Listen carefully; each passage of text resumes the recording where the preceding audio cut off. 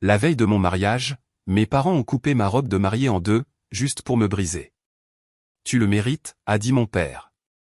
Mais quand les portes de la chapelle se sont ouvertes, ils m'ont vu debout dans un uniforme blanc de la marine avec 2 étoiles. Mon frère a crié, nom de Dieu. Regardez ces rubans. Ils sont devenus livides. J'ai toujours cru que les mariages révélaient le meilleur des familles. C'est du moins ce que je pensais, autrefois, en regardant mes cousins se marier au fil des années. Tout le monde se rassemblait, s'étreignait, prenait des photos, se passait du gâteau, racontait des histoires. Mes tantes pleuraient, de cette façon douce et sentimentale qu'ont les femmes plus âgées, lorsqu'elles se souviennent d'avoir élevé des bébés qui, d'une manière ou d'une autre, sont devenus adultes du jour au lendemain. J'imaginais que le mien serait pareil. Peut-être pas parfait. Ma famille n'a jamais été parfaite, mais au moins correcte, bienveillante, respectueuse. Mais la vie a une façon de vous remettre à votre place, juste au moment où vous pensez être sur la terre ferme. La veille de mon mariage a commencé assez calmement. J'étais rentré de Virginie 2 semaines plus tôt, après avoir terminé une période de travail à la base. Rien de dramatique, juste des tâches administratives de routine, et quelques évaluations de formation. Ma permission a été approuvée sans histoire. Mon fiancé, David, était déjà arrivé en ville quelques jours avant moi, logeant chez ses parents, dans leur confortable maison de plain-pied, à quelques rues de la vieille église au clocher blanc où nous prévoyions de nous marier. Pendant un instant, tout ressemblait à la scène parfaite d'une ville américaine typique. Le soleil de la mi-juin, les cloches de l'église sonnant l'heure, les voisins taillant leur haie, les enfants se poursuivant à travers les arroseurs automatiques. Même mes parents semblaient gérables, pas chaleureux, mais calmes. Ils avaient toujours été distants avec moi, surtout après mon engagement dans l'armée. Mais je pensais que, peut-être, ce mariage serait le rameau d'olivier dont nous avions tous besoin. En fin d'après-midi, j'étais assise à la table de la cuisine avec ma mère, passant en revue les détails de dernière minute. Elle gardait les yeux rivés sur sa liste plus que sur moi, mais elle parlait assez poliment. Papa entrait et sortait, me remarquant à peine, sauf pour grogner quand il passait devant le réfrigérateur. Mon frère, Kyle, faisait défiler son téléphone bruyamment, comme il le faisait toujours quand il voulait de l'attention sans la mériter. L'atmosphère était raide, comme si tout le monde marchait sur la pointe des pieds autour de quelque chose qu'il ne disait pas. Pourtant, je restais pleine d'espoir. J'avais passé la majeure partie de ma vie à espérer que cette famille ferait un pas vers moi. Vers 18 h, je suis monté voir mes robes. Oui, au pluriel. J'avais 4 options, suspendues proprement dans des housses le long d'un côté de ma chambre d'enfance. Une robe trapèze en satin, une robe style sirène en dentelle, une robe simple en crêpe, et une vintage que j'avais achetée dans une boutique à Chesapeake. Je n'étais pas le genre de femme à vouloir une robe de princesse, mais j'aimais avoir le choix, et mon fiancé aimait me voir heureuse, alors il m'avait encouragé. La chambre sentait légèrement le cèdre et la vieille moquette, exactement comme toujours. Je me souviens avoir ouvert la première housse, juste pour regarder la robe à nouveau, en imaginant ce que je ressentirais demain matin, au moment de l'enfiler. J'ai même ri doucement pour moi-même, sentant ce doux battement d'excitation que je croyais disparu depuis longtemps. Je ne savais pas que ce moment serait le dernier instant de paix que j'obtiendrais de ma famille. Le dîner fut gênant, mais calme. Mon père parlait à peine. Ma mère s'agitait autour de mon frère. Kyle m'a taquiné une fois, une petite chose, quelque chose de stupide, mais j'ai laissé passer. Je me suis dit que je laisserais passer beaucoup de choses, pour le bien d'un week-end paisible. À 21 h, je suis allé me coucher tôt. J'avais besoin de repos, et les mariages commencent tôt dans des villes comme la nôtre. David a appelé pour dire bonne nuit, et pendant un instant, tout semblait sûr à nouveau. Je me suis endormi, croyant que le matin apporterait de la joie. Mais, quelque part vers 2 h du matin, je me suis réveillé au son doux et indubitable de chuchotements. La porte de ma chambre s'est fermée avec un clic. Des pas ont feutré le couloir. Au début, j'ai cru rêver, mais ensuite, j'ai remarqué quelque chose d'anormal. La faible odeur de poussière de tissu. L'air semblait instable, comme s'il avait été perturbé. La maison était calme, trop calme. J'ai balancé mes jambes hors du lit, allumé la lampe, et regardé vers les robes. Les housses ne pendaient plus uniformément. L'une semblait de travers. Une autre n'était pas fermée. Ma poitrine s'est serrée. Je me suis levé, j'ai traversé la pièce, et j'ai ouvert la première fermeture éclair. La robe à l'intérieur était coupée net en deux, directement à travers le corsage, déchiquetée au bas là où les ciseaux avaient glissé. Mon souffle s'est coupé. J'ai ouvert la deuxième housse, coupée. La troisième, coupée. La quatrième, tailladée, ruinée au-delà de toute réparation. Je ne me souviens pas être tombé à genoux, mais je l'ai fait. J'ai senti le sol sous mes paumes avant d'enregistrer le bruit de quelqu'un entrant dans la pièce derrière moi. Mon père. Il n'avait pas l'air en colère. Il n'avait pas l'air honteux. Il avait l'air satisfait. Tu le mérites, dit-il doucement. Tu penses que porter un uniforme te rend meilleur que cette famille? Te rend meilleur que ta sœur, meilleur que Kyle, meilleur que moi. Ma bouche s'est ouverte, mais aucun mot n'est sorti. Ma mère se tenait derrière lui, les yeux détournés. La silhouette de mon frère planait derrière elle, bras croisés, portant ce demi-sourire suffisant qu'il avait toujours quand il savait qu'il n'était pas la cible. Dors un peu, a dit papa. Le mariage est annulé. Puis ils sont sortis. La porte s'est fermée. Et pour la première fois de ma vie d'adulte, après les déploiements, les funérailles, les promotions, et les nuits passées éveillées dans des pays étrangers, j'ai ressenti quelque chose que je n'avais pas ressenti depuis des années. Je me sentais à nouveau comme une enfant seule et indésirable. Mais ça ne s'est pas arrêté là. Et ça ne m'a pas brisé. Pas même de près. Dans l'obscurité de cette chambre, entourée de soie déchiquetée et de dentelles ruinées, j'ai pris une décision qui allait tout changer. Je n'ai pas dormi après le départ de mes parents. Je suis juste resté assise là, sur la moquette, les genoux pliés, entouré de ce qui était autrefois mes robes de mariage, des lacets, des corsages déchirés, du tissu tranché pendant comme une peau blessée. La pièce semblait plus petite que jamais, se rétrécissant autour de moi à chaque respiration. Mais quelque chose en moi changeait aussi. Lentement, régulièrement, comme un vieux moteur qui chauffe après être resté dans le froid. J'avais traversé pire. Pas de la manière qui brise les os, mais de la manière qui brise le sens de la valeur d'une personne, les déploiements, la perte, les nuits interminables de garde. J'avais fait face au danger plus de fois que ma famille ne le comprendrait jamais. Et pourtant, d'une manière ou d'une autre, ceci, mon propre sang se retournant contre moi, frappait différemment. Vers 3 heures du matin, je me suis levé. Mes jambes tremblaient, mais mon esprit semblait étrangement clair. Les robes étaient irrécupérables. Même si une couturière vivait à côté, il n'y avait aucun moyen de les remettre ensemble. Mon père s'en était assuré. Très bien, que les robes soient ruinées. Qu'elles gisent là, comme des symboles de tout ce que ma famille pensait que je ne valais pas. J'ai pris une longue inspiration et j'ai expiré entre mes dents, stabilisant ma voix. Puis j'ai commencé à faire mes bagages, lente, méthodique, comme j'avais été formé. Mes talons, mes articles de toilette, les papiers pour la cérémonie, la petite photo de mon fiancé soigneusement glissée dans son cadre. La carte qu'il m'avait donnée, peu importe à quoi ressemble demain, je t'attendrai. Je l'ai placée dans mon sac. Et puis, sans hésitation, j'ai fouillé au fond de mon placard, passé les vieilles chaussures, passé les boîtes oubliées, jusqu'à la housse que je gardais pour les occasions qui exigeaient de la force, pas de la douceur. Mon grand uniforme blanc de la marine. Fraîchement repassé, chaque bouton poli, chaque ruban aligné, chaque médaille gagnée par la sueur, le courage, et le sacrifice. J'ai ouvert la housse juste assez pour voir le scintillement des épaulettes. 2 étoiles. Un grade dont je ne m'étais jamais vanté. Pas une seule fois. Un grade que mes parents n'avaient jamais reconnu, sur lequel ils n'avaient jamais posé de questions, jamais célébré. Ils ne respectaient pas la vie que j'avais construite, mais cet uniforme, lui, la respectait. Et je n'étais pas sur le point d'arriver à mon mariage brisé. Vers 4 heures du matin, j'ai porté mes sacs en bas. La maison était silencieuse. Une seule lampe brillait dans le salon. Maman avait dû la laisser allumée.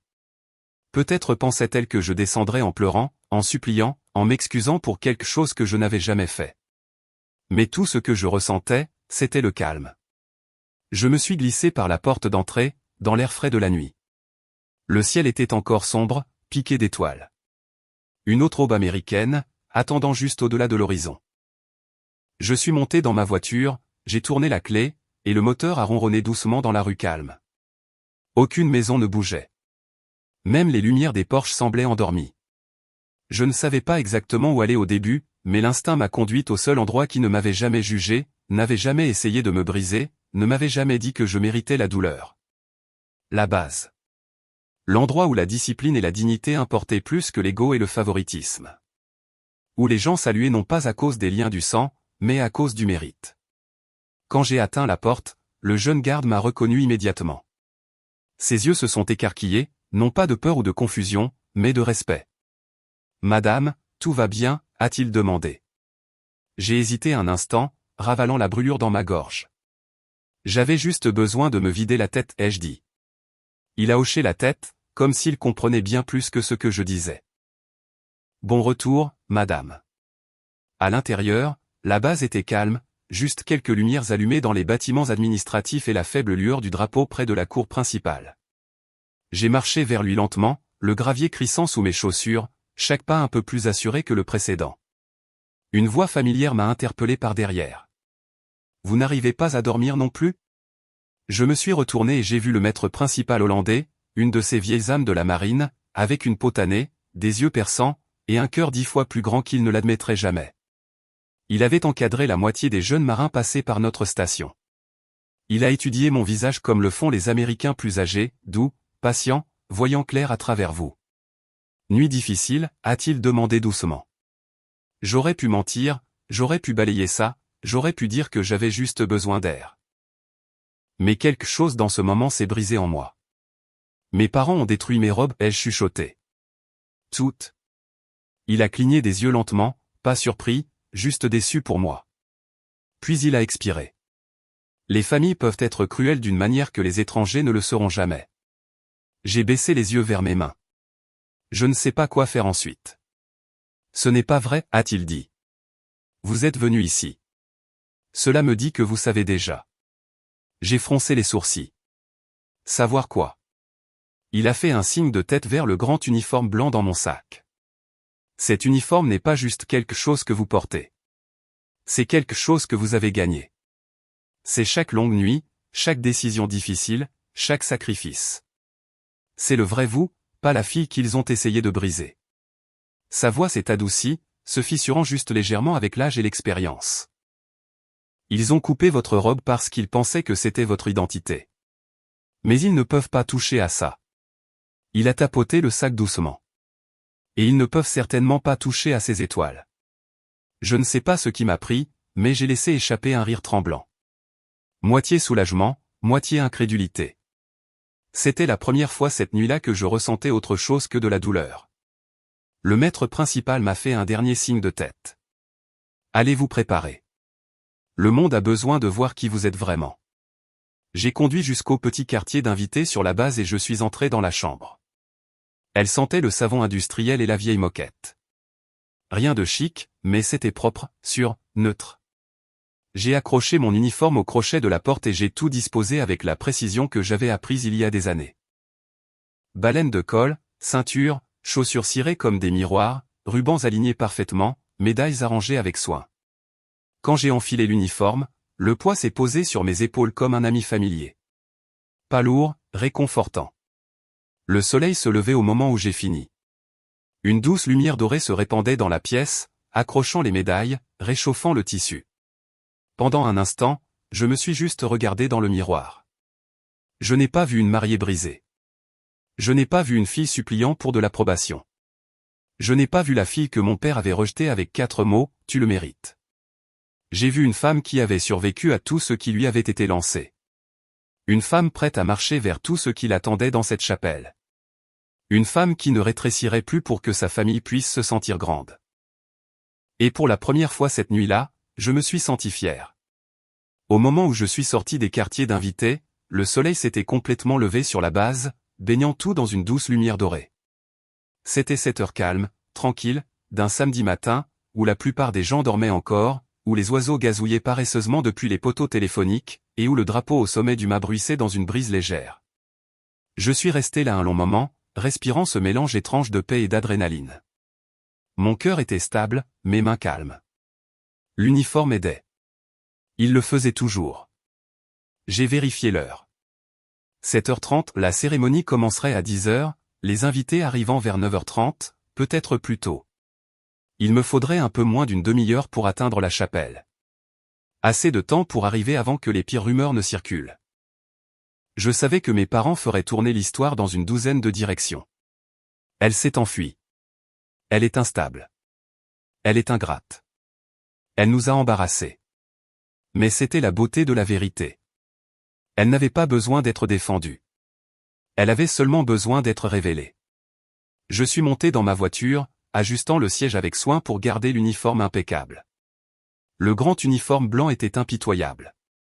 Un petit pli, une seule tache, et même les gens avec une mauvaise vue pouvaient le repérer à travers une pièce. Mais je m'étais bien préparé. Chaque pli était parfait, chaque médaille droite, chaque ruban aligné. Je ne m'habillais pas pour les impressionner, ni ma famille, ni les invités. Je m'habillais parce que c'était qui j'étais quand personne ne pouvait me mettre à terre. Le trajet en ville semblait surréaliste. Les maisons défilaient, les Porsche avec des chaises à bascule, les drapeaux américains, les chiens du quartier s'étirant et bâillant dans les allées. Quelques couples âgés faisaient leur promenade matinale, comme toujours. Le monde lui-même semblait normal, stable. Seul moi portais la tempête. Alors que j'approchais de l'église, mon estomac s'est serré, non pas de peur cette fois, mais d'anticipation. Le parking se remplissait. J'ai reconnu des voitures familières. La Cadillac des parents de David, la vieille Ford de ma tante Rosie, et le camion Chevy de mon cousin Aaron. Les gens grouillaient autour de l'entrée, bavardant, ajustant leurs cravates, lissant leurs robes. Les invités ont tourné la tête vers moi alors que je me garais. Au début, ils ne m'ont pas reconnu. Puis quelqu'un a pointé du doigt, et les murmures ont commencé. Je me suis garé et je suis sorti lentement, laissant la pleine lumière du matin frapper l'uniforme. Le silence a traversé la foule comme une douce vague. Les hommes plus âgés se sont redressés inconsciemment, comme le font souvent les hommes qui ont servi lorsqu'ils voient un autre militaire. Les femmes plus âgées ont couvert leur bouche avec leurs mains, les yeux écarquillés. Et les plus jeunes, ils fixaient comme on fixe un éclair, choqués, curieux, incertains si c'est dangereux ou beau. La mère de mon fiancé fut la première à m'approcher. Une femme douce aux cheveux argentés et aux yeux chaleureux. Elle m'a examiné de la tête aux pieds, et puis elle m'a tiré dans ses bras. « Oh, ma chérie » a-t-elle chuchoté, sa voix tremblant légèrement. « Qu'est-ce qu'ils t'ont fait ?» Ça m'a frappé alors. Quelqu'un avait dû lui dire. Ou peut-être qu'elle avait simplement deviné. Les mères comme elle n'avaient pas besoin de détails. Elle reconnaissait simplement la cruauté quand elle la voyait. Avant que je puisse répondre, David est apparu à côté d'elle. Mon fiancé, mon ancre. Il n'a pas demandé ce qui s'était passé. Il a juste expiré lentement, a levé la main, et a touché le bord de mon col avec la plus douce révérence. « Tu ressembles à toi-même » a-t-il dit simplement. « Je suis fier de toi. » C'était tout ce dont j'avais besoin. Il m'a offert son bras, et pendant une brève seconde, j'ai pensé à le laisser m'accompagner, mais pas encore. Il y avait des choses à l'intérieur de cette chapelle que je devais affronter seul. Il a compris avant même que je dise un mot et m'a fait un signe de tête ferme et solidaire. « Dis-moi quand tu seras prête » a-t-il dit. « Je serai juste là. » J'ai marché vers les portes de la chapelle seul, pas solitaire, juste seul dans mon but. À l'intérieur, l'air était plus frais, retenant encore le froid de la nuit. L'organiste feuilletait des partitions à l'avant. Les invités chuchotaient derrière les bancs, tournant la tête alors que j'avançais dans l'allée. Et là, près de l'autel, se tenaient mes parents. Le visage de ma mère a enregistré le choc.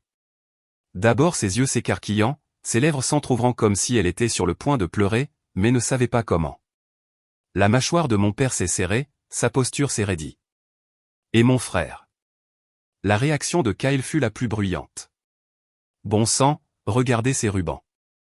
Sa voix a traversé toute la chapelle comme une gifle. Les têtes se sont tournées brusquement entre moi et lui. Quelques personnes ont halté à voix haute. Les vétérans plus âgés présents fixaient mon uniforme, leurs yeux reconnaissant instantanément la signification de chaque pièce sur ma poitrine. La salle est tombée dans le silence, un silence profond et inconfortable. Le visage de mon père s'est vidé de sa couleur. Il me regardait comme s'il me voyait pour la première fois, non pas comme sa fille, mais comme quelqu'un au-delà de tout ce qu'il avait jamais compris. La main de ma mère a volé à sa bouche. Une tante a chuchoté, « Mon Dieu, c'est un officier supérieur. » Une autre a murmuré à son mari, « Ses propres parents ne nous ont rien dit. » La honte s'installant sur les épaules de mes parents était presque tangible. C'était le poids de la vérité, une vérité inconfortable et indéniable. Je n'ai pas dit un mot. Pas encore. J'ai avancé lentement, chaque pas mesuré, net, résonnant sur les planches de bois avec une puissance tranquille. Je me tenais là où une mariée se tiendrait normalement, douce, rayonnante, délicate. Mais je n'étais pas délicate, et je ne rayonnais pas. Je me tenais grande, droite, composée. Mon père a dégluti difficilement. Ma mère a cligné des yeux rapidement, essayant d'assembler les morceaux du moment. Mon frère avait l'air de vouloir disparaître. Je pouvais sentir des douzaines d'yeux âgés sur moi. Grands-parents, militaires retraités, fidèles du dimanche, des gens qui comprenaient la dignité, le respect, le service et le sacrifice d'une manière dont mes parents ne s'étaient jamais souciés. Je ne les ai même pas regardés quand j'ai finalement parlé. J'ai regardé seulement mes parents. Ceci, ai-je dit doucement, tapotant un ruban avec mon doigt, c'est ce que vous avez essayé de couper. Mon père a tressailli. Le visage de ma mère s'est effondré. Mais je n'ai pas élevé la voix. Je n'en avais pas besoin. La vérité ne criait pas. Elle se tenait simplement là. Et je me tenais devant eux, en grand uniforme, en pleine force, tandis qu'ils me regardaient avec des visages aussi blancs que la robe qu'ils avaient détruite. Pendant un long moment, aucun de nous n'a bougé. La chapelle entière semblait figée dans ce lourd silence, comme une photographie immobile où même les grains de poussière refusaient de tomber. Les doigts de l'organiste planaient en l'air au-dessus des touches. Le mouchoir de tante Rosie restait suspendu à mi-chemin de son visage. Mon père me fixait comme si j'étais une étrangère qui était entrée en portant la peau de sa fille. Mais je n'ai pas détourné le regard. J'ai tenu bon, chaque centimètre de mon uniforme droit et brillant sous la lumière des vitraux. S'ils voulaient me briser, ils étaient sur le point d'apprendre à quel point ils avaient échoué. Finalement, ma mère s'est avancée. Pas avec confiance, pas avec l'autorité sévère et cassante qu'elle avait utilisée toute mon enfance. Non, elle s'est avancée comme quelqu'un s'approche centimètre par centimètre d'un feu qu'il a accidentellement allumé, espérant que les flammes ne lui sauteront pas dessus. Chérie, a-t-elle chuchoté, la voix tremblante. Tu aurais dû nous le dire. Je n'ai pas cligné des yeux. Je l'ai fait. Plusieurs fois. Sa bouche s'est ouverte, puis refermée. Elle a regardé en arrière vers les invités, vers les rangées de visages observant chaque seconde de ce drame familial qui se dénouait avec une fascination horrifiée. Mon père s'est éclairci la gorge. Sa voix est sortie rauque, comme s'il avait avalé du gravier. C'est ridicule, a-t-il marmonné. Tu réagis de manière excessive. Vraiment, ai-je demandé doucement. Kyle, pour ne pas être en reste dans la stupidité, a croisé les bras et a ricané assez fort pour que tout le monde au dernier rang entende. Je veux dire, allez, a-t-il dit. Tu as toujours aimé jouer aux soldats. Plusieurs vétérans dans l'assistance ont tourné la tête si brusquement que j'ai cru qu'il allait se faire plaquer avant même que la cérémonie ne commence. Il a dégluti difficilement, rétrécissant un peu. J'ai regardé droit vers lui. Mes robes n'ont pas été détruites par accident. Quelqu'un a dû prendre des ciseaux, Kyle. Il a bougé inconfortablement. Je ne l'ai pas fait. Ce n'était pas juste moi. Tu as aidé, ai-je dit. Pas une question, un fait. Il a fermé sa bouche. Mon père s'est avancé, se gonflant comme s'il s'apprêtait à me faire la leçon à nouveau, de la façon dont il l'avait fait toute ma vie. Voix forte, regard dur, attendant l'obéissance sans question. Mais il n'en a pas eu l'occasion. Le père de David, retraité de l'Air Force, un homme qui commandait le respect sans lever le petit doigt, s'est levé lentement au deuxième rang et s'est éclairci la gorge. Sa voix profonde et stable a roulé à travers la chapelle comme un tonnerre lointain. Cette jeune femme, a-t-il dit en me pointant du doigt, a donné plus à ce pays que la plupart des gens dans cette salle, et elle est entrée ici après avoir été humiliée par sa propre famille. On aurait pu entendre une mouche voler. Il a continué, je ne parle généralement pas pendant les cérémonies des autres, mais quand je vois un manque de respect aussi flagrant envers un officier, envers une fille, eh bien, je ne peux pas rester silencieux. Le visage de mon père a pâli d'un ton supplémentaire, si c'était même possible. Pour une fois dans sa vie, il n'avait pas de mots, aucun qui puisse le sauver en tout cas. Je n'avais pas prévu de les humilier. Ce n'était pas le but. Je voulais simplement la vérité au grand jour. Alors, j'ai pris une lente inspiration et j'ai dit, d'une voix assez stable pour faire fondre le verre, la nuit dernière, vous avez tous les trois coupé ma robe de mariée en deux. Toutes les quatre, exprès. Et ensuite vous m'avez dit, je le méritais le point. Des halètements ont résonné dans la chapelle. Plus de quelques femmes âgées ont secoué la tête. Quelque part vers le fond, un homme a marmonné quelque chose comme « Seigneur, aie pitié ». Le visage de ma mère s'est effondré vers l'extérieur, comme une maison qui s'écroule. Je ne voulais pas dire. Nous étions émotifs. Tu sais, les mariages, c'est stressant. Mon uniforme a traversé pire que le stress, ai-je dit. La différence, c'est qu'il ne s'est jamais brisé. Vous, si. Elle a tendu la main vers moi, hésitante, tremblante, comme si elle voulait toucher mon bras. Peut-être s'excuser. Peut-être faire semblant que rien de tout cela n'était arrivé. J'ai fait un pas en arrière. Le message était doux mais indéniable. Mon père a finalement trouvé sa voix, bien qu'elle soit sortie tendue et mince. Tu as embarrassé cette famille, a-t-il dit. En portant cette chose. Cette chose, ai-je répété en levant le menton, est la raison pour laquelle des étrangers me saluent. C'est la raison pour laquelle des jeunes femmes écrivent des lettres demandant des conseils. C'est la raison pour laquelle cette nation est protégée. J'ai laissé mes yeux se poser sur lui pendant un long moment, stable. Et c'est la raison pour laquelle tu peux t'asseoir ici, sur un banc d'église, en sécurité et confortable, sans jamais avoir levé le petit doigt pour qui que ce soit d'autre que toi-même. Un murmure sourd a traversé la foule plus âgée. Certains ont hoché la tête discrètement, d'autres pas si discrètement. Les yeux de mon père scintillaient de colère, luttant avec l'humiliation, mais l'humiliation gagnait. Puis il l'a dit. La phrase qu'il avait gardée dans sa poche toute ma vie, prête à être lancée chaque fois qu'il sentait son emprise glisser. Tu penses que tu es meilleur que nous? J'ai secoué la tête lentement. Non. J'ai juste arrêté de croire que je valais moins que vous.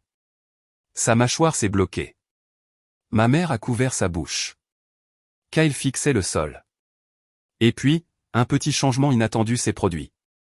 Depuis le 4e rang, ma grand-tante Hélène, qui ne s'était jamais mêlée des disputes familiales, s'est levée en s'appuyant sur sa canne et a dit d'une voix forte et claire, « Mon enfant, sois fier. Ne laisse personne assombrir ce que Dieu a clairement allumé de manière éclatante. » L'assemblée a murmuré. C'était une approbation, indubitable et non diluée. Les épaules de ma mère se sont affaissées. Mon père a baissé les yeux. Kyle s'est avachi si profondément qu'il a presque glissé du banc. L'officiant, qui était resté figé derrière l'autel tout ce temps, s'est avancé prudemment. « Voulez-vous continuer la cérémonie » a-t-il demandé doucement. J'ai regardé autour de la chapelle, la famille de mon fiancé regardant avec compassion. Mes propres parents éloignés divisés entre incrédulité et admiration. Les vétérans se tenant grands, les couples âgés souriant pour m'encourager. Et puis j'ai regardé mes parents. Les gens qui étaient censés me protéger, m'aimer, m'élever avec gentillesse. Ils avaient essayé de me briser. Au lieu de cela, ils avaient construit la version la plus forte de moi qu'ils verraient jamais. J'ai dégluti, levé légèrement le menton, et j'ai dit, oui, nous continuons. La question de l'officiant planait encore dans l'air, douce, prudente, comme quelqu'un essayant de ne pas toucher un bleu. Voulez-vous continuer la cérémonie? J'ai répondu oui, mais le mot ne s'était même pas encore installé dans l'air que mon père s'est levé brusquement, le banc en bois gémissant sous le mouvement soudain. Son visage était tordu par quelque chose entre la fureur et la peur. Et pendant une seconde, j'ai cru qu'il allait crier. Au lieu de cela, il a pointé un doigt tremblant vers moi, comme s'il m'accusait d'un crime. Ce n'est pas correct, a-t-il marmonné. Un mariage n'est pas censé ressembler à ça. Je me suis tourné vers lui lentement. Quelle partie n'est pas correcte, ai-je demandé. Le fait que je sois venu, ou le fait que je sois debout? Il a cligné des yeux par rafales rapides et inégales, de minuscules battements paniqués qui trahissaient tout ce qu'il essayait de cacher. Tu as fait un spectacle, a-t-il dit, bien que sa voix se soit brisée. Tu as humilié ta mère. J'ai haussé un sourcil. Ma mère. Puis, avec une respiration contrôlée, où est-ce que l'humiliation a commencé quand vous avez coupé mes robes? Une onde a traversé les invités. Les couples âgés murmurant, les vétérans raidissant leur dos. Les proches échangeant des regards qui racontaient des décennies de jugements silencieux qu'ils avaient gardés pour eux. Ma mère, qui rétrécissait de plus en plus à chaque seconde qui passait, a finalement craqué. Elle a couvert son visage de ses mains et a laissé échapper un sanglot étouffé, étranglé. Pas un sanglot de remords. Non, je connaissais ce son. C'était l'embarras. La honte forcée à la lumière du jour. Mon père la foudroyait du regard. Arrête de pleurer. Elle n'a pleuré que plus fort. Kyle a finalement parlé, la voix tranchante et défensive. Tu gâches tout. J'ai tourné la tête vers lui. Il a reculé instinctivement, comme un enfant surpris en train de voler des biscuits. Mais il a quand même essayé de se tenir droit. Tu aurais pu juste porter une des robes, a-t-il marmonné. Elles ont toutes été détruites, lui ai-je rappelé, gardant un ton égal. Toutes les 4. Il a dégluti. Sa pomme d'Adam a bougé comme s'il s'était étouffé avec sa propre culpabilité. Mon père a craqué. Elle ment.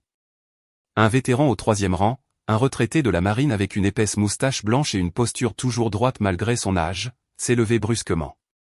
Fils, a-t-il dit, d'une voix profonde et inébranlable. Si cet officier dit que ces robes ont été détruites, alors elles ont été détruites. Et le fait que tu disputes avec elle au lieu de t'excuser me dit tout ce que j'ai besoin de savoir. La chapelle entière est tombée dans un autre silence stupéfait. Mon père a bégayé, regardant autour de lui comme si les murs eux-mêmes le trahissaient. Nous ne voulions pas. Elle déforme l'histoire. Vraiment, ai-je demandé doucement. Ma mère a lentement baissé ses mains. Son mascara était étalé, son expression tendue. Elle a regardé l'assemblée, les spectateurs, qui la voyaient soudainement clairement, sans filtre ni grand récit. Sa voix est sortie cassante. Ce n'était pas censé aller aussi loin. Ma poitrine s'est serrée, non pas de pitié, mais de reconnaissance. Elle ne s'excusait pas. Elle regrettait l'exposition. J'ai pris une inspiration. Quoi, ai-je demandé doucement, c'était censé me briser assez pour annuler le mariage. M'apprendre une leçon? Elle a regardé ses chaussures. Son silence était une réponse suffisante. Le sang-froid de mon père a finalement rompu. Sa voix s'est élevée, pas pour crier, mais dans ce murmure dur que les hommes utilisent quand ils sont humiliés en public. Tu étais censée être reconnaissante pour tout ce que nous avons fait. Ce que vous avez fait, les jeux interrompus calmement, ou ce dont vous vous êtes attribué le mérite? Son visage a rougi. Surveille tes paroles. Je l'ai fait, ai-je dit, toute ma vie. Un murmure s'est répandu à nouveau parmi les invités, une douce vague d'approbation. Pas bruyante, mais indubitable. J'ai regardé l'officiant, puis la foule. Avant que nous continuions, ai-je dit clairement, chaque père Dieu concentré sur moi. Je veux mettre une chose au clair. Ce mariage va avoir lieu, mais je ne descendrai pas cette allée avec des gens qui ont essayé de saboter ma vie il y a moins de 24 heures. Mon père s'est raidi. Tu ne peux pas nous exclure. J'ai levé le menton, stable comme la pierre. Je peux, et je le fais. Ma mère a haleté doucement. La bouche de Kyle s'est ouverte. Tu penses que tu es quelque chose de spécial maintenant, a craché mon père. Non, ai-je répondu. Je pense que j'ai finalement arrêté de prétendre que je ne le suis pas. Les portes de la chapelle ont grincé en s'ouvrant par derrière, interrompant l'attention. Une silhouette est entrée, grande, aux cheveux argentés, digne, le contre-amiral à la retraite Thomas Caldwell, l'un de mes premiers mentors, et quelqu'un que j'avais discrètement invité au mariage. Il ne m'avait pas dit s'il viendrait, mais il était là. Dès qu'il m'a vu debout là, en grand uniforme blanc, ses yeux se sont adoucis. Il a remonté l'allée avec ce genre d'autorité tranquille que seuls les Américains plus âgés possèdent, celle gagnée par le temps, la perte, la discipline, et l'amour pour un pays qui a pris des morceaux de bien avant de leur donner quoi que ce soit en retour. Il s'est arrêté à côté de moi. Madame, a-t-il dit, la voix chaleureuse et profondément respectueuse. Avez-vous quelqu'un pour vous accompagner? Mon souffle s'est coupé. J'ai secoué la tête. Il a offert son bras. Alors permettez-moi. Ma mère a laissé échapper un petit cri. Réel cette fois. La posture de mon père s'est brisée comme une branche cassée. Kyle a détourné le regard, incapable de rester assis dans la vérité plus longtemps. Les membres plus âgés de la chapelle ont hoché la tête avec approbation. Quelques-uns ont essuyé leurs yeux. Quelqu'un a chuchoté, c'est à ça que ressemble la famille. J'ai posé ma main doucement sur le bras de l'amiral Caldwell. Mais avant que nous avancions, je me suis retourné vers les gens qui avaient causé tant de douleur. Je n'ai pas crié. Je n'ai pas blâmé. Je ne les ai pas maudits, même si Dieu savait que j'avais des raisons de le faire. Au lieu de cela, j'ai dit les mots que j'avais besoin de dire pour moi-même. Vous pouvez rester, leur ai-je dit, la voix douce mais inébranlable. Mais vous ne dicterez plus ma vie. Pas aujourd'hui. Plus jamais. Mon père a dégluti. Ma mère a serré son mouchoir. Kyle a fixé ses pieds. Puis, sans un autre mot, je me suis tourné vers l'avant alors que l'organiste, comprenant enfin ce qui devait se passer, commençait à jouer les premières notes de la procession. L'amiral Caldwell s'est penché légèrement et a chuchoté, fier de vous. J'ai cligné des yeux rapidement, gardant tout ensemble avec le genre de prestance que la marine m'avait inculqué. Merci, monsieur, ai-je chuchoté en retour. L'allée s'étendait devant nous, non pas comme un chemin de cérémonie, mais comme un pont entre qui j'avais été et qui je choisissais d'être. Mon père ne s'est pas levé. Ma mère n'a pas offert sa main. Kyle n'a pas parlé. Mais pour la première fois de ma vie, j'ai avancé sans attendre aucun d'eux, et je me suis senti libre. Marcher dans cette allée avec l'amiral Caldwell à mes côtés, c'était comme entrer dans une version différente de ma propre vie, une où la dignité n'était pas quelque chose pour laquelle je devais me battre, mais quelque chose que je portais simplement avec moi. L'orgue a enflé, les invités se sont levés, et pendant un bref instant, j'ai oublié les robes ruinées, les ciseaux, les insultes chuchotées, les années à être l'autre enfant. Tout s'est adouci. Tout s'est stabilisé. Au bout de l'allée, David attendait. Ses yeux brillaient, non de tristesse, mais d'admiration. Ce genre d'admiration tranquille qu'un homme ressent quand il réalise qu'il n'a pas juste trouvé une partenaire. Il a trouvé une égale. Mais même alors que je l'atteignais, même alors qu'il prenait mes mains et chuchotait « Tu es incroyable », je sentais la gravité derrière moi, le poids de mes parents assis raidement sur leur banc, la tension dans la salle bourdonnant comme une corde de piano désaccordée. Leur honte n'était pas de celle qui enseignait l'humilité. C'était de celle qui rendait les gens désespérés. L'officiant a accueilli tout le monde, sa voix apaisante, essayant de coudre le calme dans une matinée déchirée. Le mariage, a-t-il commencé, concerne l'engagement, le respect, et le courage de choisir la gentillesse. J'ai vu ma mère tressaillir. Les mots ont atterri sur elle comme une confession qu'elle ne voulait pas faire. Mon père s'est penché en avant, les coudes sur les genoux, ressemblant à un homme combattant des démons que personne d'autre ne pouvait voir. Kyle fixé quelque part le sol, la mâchoire serrée, les yeux brillants d'une culpabilité inexprimée. Mais ils sont restés silencieux. La cérémonie a avancé par vagues paisibles. Les vœux échangés, les alliances levées dans la douce lumière, les voix tremblantes de sincérité. J'ai senti quelque chose se soulever en moi. Un fardeau peut-être, ou une chaîne que je traînais depuis des années. Quand David a prononcé ses vœux, sa voix stable et chaleureuse, j'ai eu l'impression d'entrer dans un futur qui avait enfin du sens. Mais au moment où l'officiant a dit « Si quelqu'un a une raison », mon père s'est levé. Ma mère a halté, agrippant sa manche. La tête de Kyle s'est relevée brusquement. Des chuchotements ont tonné dans la chapelle. L'officiant s'est figé au milieu de sa phrase. David a resserré son étreinte sur ma main. La voix de mon père a fendu la salle. J'ai quelque chose à dire. Chaque muscle de mon corps s'est raidi, non pas parce que j'avais peur de lui, mais parce que je savais que c'était la dernière bataille de la journée, et je n'étais pas sûr s'il voulait s'excuser, rager, ou réécrire l'histoire une fois de plus. Il a dégluti, sa pomme d'Adam bougeant difficilement. Sa voix affaiblie. Je ne l'ai pas élevé correctement. Un silence est tombé, si complet que même l'organiste a baissé les mains. Mon père s'est éclairci la gorge à nouveau. Nous aurions dû être fiers, a-t-il dit, fixant le sol comme s'il pouvait lui répondre. Nous ne l'avons pas été. Ma mère a cligné des yeux rapidement, les larmes s'accumulant au coin, mais refusant de tomber. Nous ne la comprenions pas, a-t-il continué. Sa carrière, ses choix, sa force. Sa voix tremblait. Et au lieu d'essayer, nous l'avons puni pour ça. Mon cœur battait doucement. Pas de pardon, pas de colère, juste une sorte d'immobilité. Il s'est forcé à continuer de parler. Elle a fait des choses que nous ne pourrions jamais faire, des choses que nous n'avons jamais essayées. Et la nuit dernière. La nuit dernière a été la pire chose que j'ai jamais faite. Ma mère a chuchoté Tom, mais il a levé une main tremblante. Non, elle mérite de l'entendre. Ils le méritent tous. J'ai senti toute la salle changer. Pas vers lui, vers moi. Vers la vérité.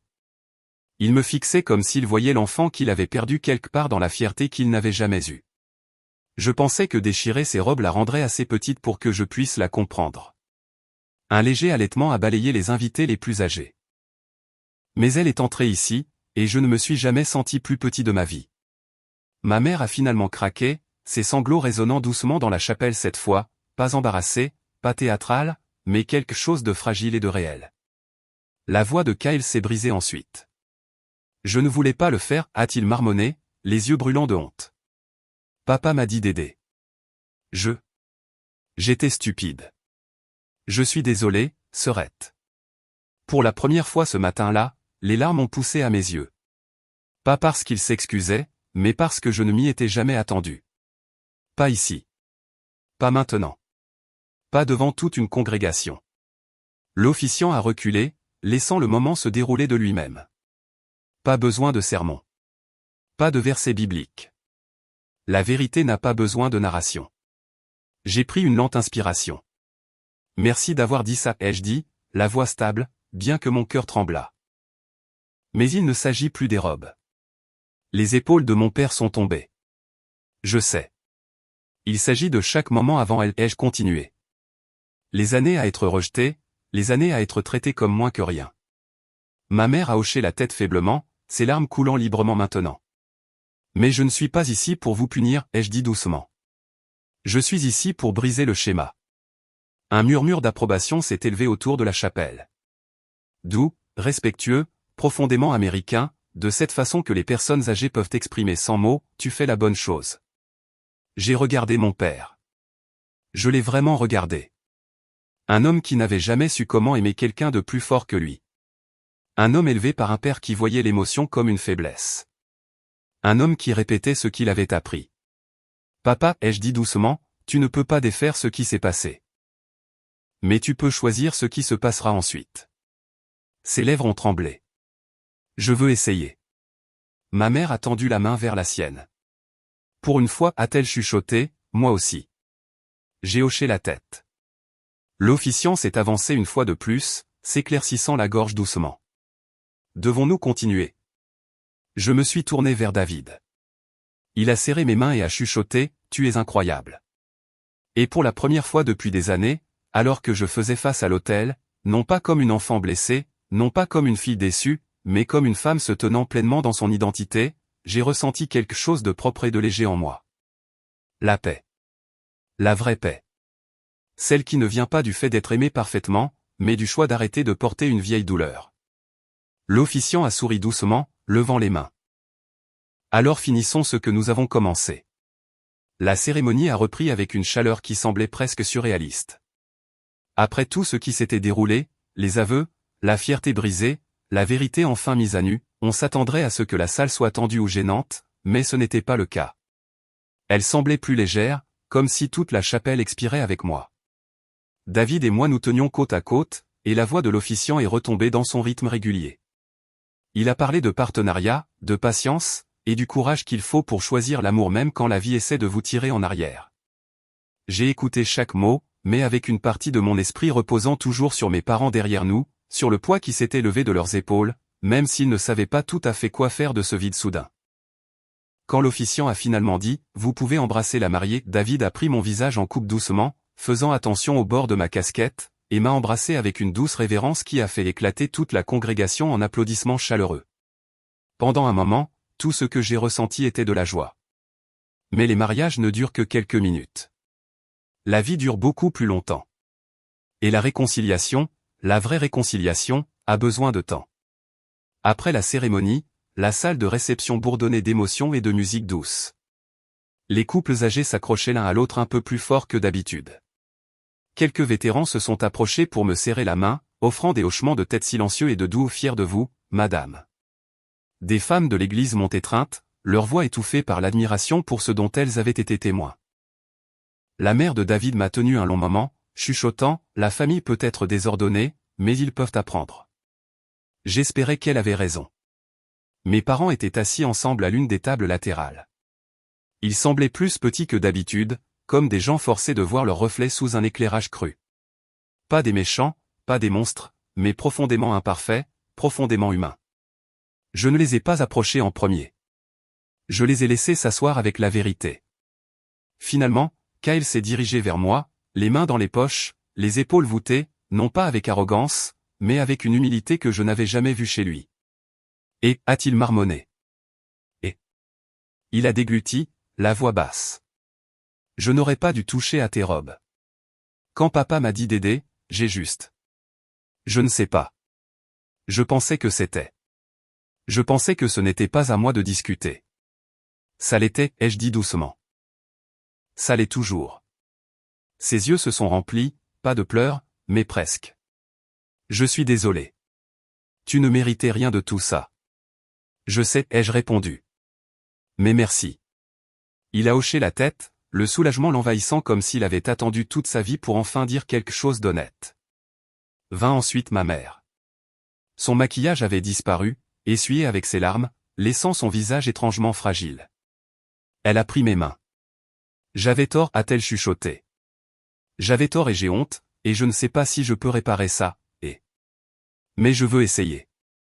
J'ai senti quelque chose s'adoucir en moi. Pas le pardon, pas encore, mais une fissure dans l'armure de la vieille douleur. Tu peux essayer, ai-je dit, mais lentement, respectueusement, selon des termes qui ne font plus mal. Elle a hoché la tête rapidement, les larmes s'accumulant à nouveau. Je prendrai tout ce que tu es prête à donner. Mon père est venu en dernier. Il n'a pas parlé tout de suite. Il n'a pas cherché d'excuses. Il est juste resté là, les mains tremblant légèrement, les yeux incapables de rencontrer les miens. Quand il l'a finalement fait, sa voix était petite. Je ne sais pas comment défaire ce que j'ai fait, a-t-il dit. Mais j'apprendrai si tu me laisses faire. Ce n'était pas une grande excuse. Ce n'était pas poétique. Ce n'était pas ce dont j'avais rêvé étant enfant. Mais c'était réel. Pour la première fois de ma vie, c'était réel. Nous prendrons les choses une étape à la fois, lui ai-je dit. Mais ça doit être différent, a-t-il hoché la tête. Je ferai en sorte que ce soit différent. Et je l'ai cru, non pas à cause de ses mots, mais à cause de la façon dont il me regardait, non pas comme quelqu'un à contrôler, mais comme quelqu'un qu'il voyait enfin. Des semaines ont passé, puis des mois. David et moi nous sommes installés dans un rythme calme, équilibrant la vie de couple avec mes responsabilités à la base. Mes parents ont appelé, puis ils ont écrit, puis ils ont demandé à visiter. Pas pour exiger, pas pour fouiner, pas pour réaffirmer les vieux schémas, mais pour comprendre. Et lentement, douloureusement, imparfaitement, ils ont changé. Ils sont allés en thérapie familiale. Ils ont écouté plus qu'ils n'ont parlé. Ils ont appris sur la marine, sur mon service, sur les médailles qu'ils avaient ignorées pendant des années. Mon père a même demandé à assister à une cérémonie reconnaissant l'un de mes jeunes marins, se tenant au fond, les mains jointes, regardant avec de nouveaux yeux. Kyle a appelé plus souvent. Ma mère a envoyé des lettres manuscrites. Il y a eu des moments gênants, des faux pas, de vieilles habitudes essayant de se frayer un chemin de retour. Mais chaque fois, j'ai tenu ma ligne avec une fermeté calme, pas de cris, pas de colère, juste des limites. Et la chose étrange, c'est qu'ils les respectaient. Les gens ne grandissent pas quand vous leur criez dessus. Ils grandissent quand vous leur montrez à quoi ressemble la croissance. Un soir, des mois après le mariage, mon père était assis en face de moi à notre table de cuisine. Il tenait une tasse de café comme si c'était une chose délicate qui pourrait se briser. J'ai toujours pensé que la force signifiait le contrôle, a-t-il dit doucement. Maintenant je sais que la force, c'est tenir bon, sans écraser les gens autour de soi. J'ai souri doucement. Il m'a fallu des années pour apprendre ça aussi. Il a hoché la tête, la honte s'estompant dans la réflexion. Je suis content que tu l'aies appris en premier. Ça nous a tous sauvés. Pour la première fois, je l'ai cru. En regardant en arrière maintenant, je ne pense pas aux robes ruinées. Je ne pense même pas aux ciseaux ou aux mots « tu le mérites ». Je pense aux portes de la chapelle qui s'ouvrent, aux murmures stupéfaits de mon frère, à la façon dont la vérité, une vérité tranquille et stable, a dépouillé des années de mensonges en quelques secondes. Je pense à la façon dont les familles se brisent, et comment, parfois, elles peuvent être remises ensemble.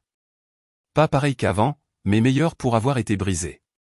L'honneur n'est pas juste des rubans sur un uniforme. L'honneur, c'est choisir l'intégrité quand la colère serait plus facile.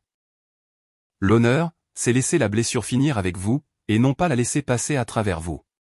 Et si mon histoire aide même une seule personne à respirer plus facilement, à se tenir plus grande, ou à pardonner plus lentement mais plus profondément, alors tout ce que j'ai vécu a un sens. Alors, si vous écoutez ceci en ce moment et que votre cœur semble lourd, ou que votre famille semble fissurée à des endroits que vous ne savez pas comment réparer, ou que vous avez porté la blessure plus longtemps que vous n'avez porté la paix, j'espère que mon histoire vous rappelle qu'il n'est jamais trop tard pour réécrire la fin. Si cela vous a touché, partagez vos pensées. Et si vous souhaitez plus d'histoires comme celle-ci, vous êtes toujours les bienvenus pour rester un peu plus longtemps.